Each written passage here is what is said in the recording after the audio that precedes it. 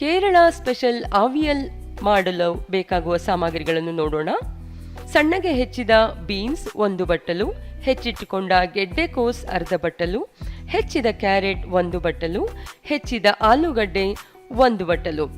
ಮಸಾಲೆಗಾಗಿ ತೆಂಗಿನಕಾಯಿ ಅರ್ಧ ಹೋಳು, ಅರಿಶಿಣ ಅರ್ಧ ಚಮಚ, ಜೀರಿಗೆ 1 ಚಮಚ, ಈರುಳ್ಳಿ 1, ಮೊಸರು 4 ಚಮಚ, ಹಸಿಮೆಣಸಿನಕಾಯಿ 5ರಿಂದ 6, ಬೆಳ್ಳುಳ್ಳಿ 7ರಿಂದ 8, ಕರಿಬೇವು ಸ್ವಲ್ಪ, ತೆಂಗಿನೆಣ್ಣೆ ಸ್ವಲ್ಪ.